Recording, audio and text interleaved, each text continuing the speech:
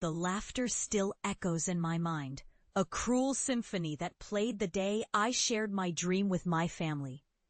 "I want to be a game developer," I had said, my voice trembling with a mix of excitement and fear. The response was swift and merciless. My father's booming laugh tore through the air like a thunderclap. "A game developer? You're going to embarrass us all. Get a real job, for God's sake." My mother had turned her back, pretending to busy herself with the dishes while my younger brother snickered. What a ridiculous dream. In that moment, I felt the weight of their disbelief crush me. A lump formed in my throat as I stumbled away from the kitchen, my heart heavy with the realization that I was an outsider in my own family. I was 14 years old, drowning in a sea of doubt.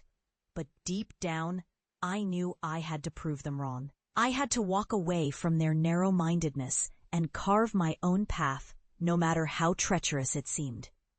I spent years buried in books and tutorials, my fingers bleeding from coding and pixel art.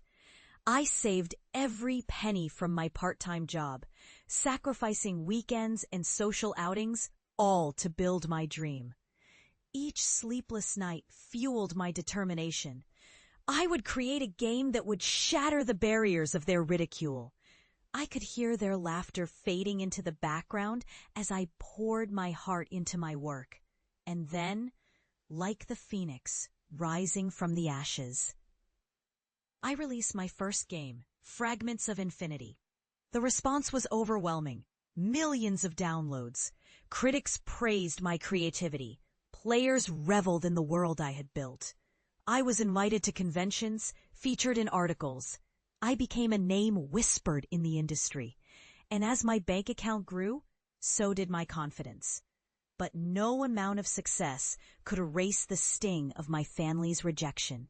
I waited, yearning for the day I could return home, not as the laughingstock they had painted me to be, but as someone worthy of their respect. It was timing, after all. Success is a dish best served cold. Years later, I stood at the door of my childhood home, my heart pounding in my chest. I had agreed to come for my younger brother's graduation, and I knew the moment was ripe for my return. I pushed the door open, the familiar scent of my mother's cooking washing over me like a wave of nostalgia. My father was seated in his usual spot, and the moment he saw me, his face twisted into a mask of disbelief. "Is that you?" he stammered, his jaw slack as he took in the tailored suit I wore. I had come to show that I was not only successful, but also someone who could command respect. "Hey, Dad," I said, my voice steady. "I wanted to congratulate Nick on his graduation." My brother, standing nearby, looked from my father to me, confusion dancing in his eyes. "What's going on?" he asked, glancing at me with a mix of surprise and recognition. He had played my game. I had seen the post he had made online praising it, and for a moment I wondered if he had ever believed in me, even when the others hadn't. "Just catching up," I replied coolly.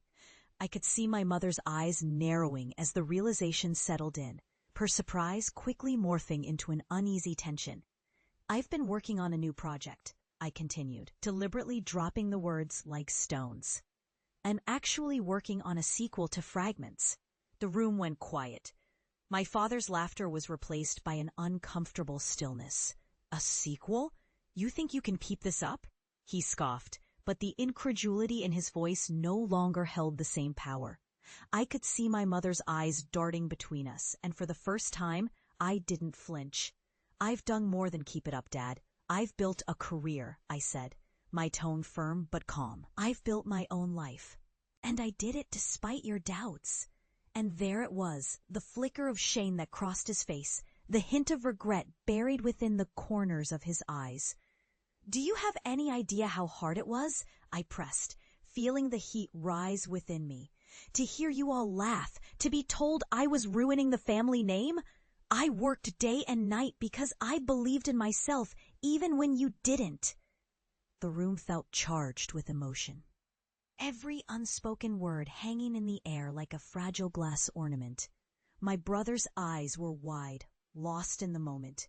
My mother remained silent, her hands frozen in mid-motion, the spatula slipping from her fingers. "Look what I've accomplished," I urged, my voice rising. "Look at who I've become." With a trembling hand, I pulled out my phone and opened the App Store. My game had a 5-star rating, thousands of reviews. I turned the screen toward them, my heart racing. I'm not a laughingstock anymore. I'm a creator. I'm successful. My father's face paled as he looked at the screen, the reality of my success washing over him. My mother's eyes glistened, and for a moment, hope flickered through the air, a chance for reconciliation, for understanding. I took a breath, the tension easing as I finally felt the weight of their judgment lift. "I did this for me," I said softly, "but I also did it to show you that dreams are worth pursuing, no matter how ridiculous they may seem." In that quiet moment, I could see the change in their expressions, not just shock, but something deeper. Maybe it was pride, maybe it was shame. I didn't know, and honestly, I didn't care. I had proven my worth, and now, for the first time, I felt like I truly belonged. This wasn't an end, but a beginning. A new chapter of understanding. And as we stood there in that kitchen, the echoes of laughter replaced by a tentative peace, I knew I was finally home.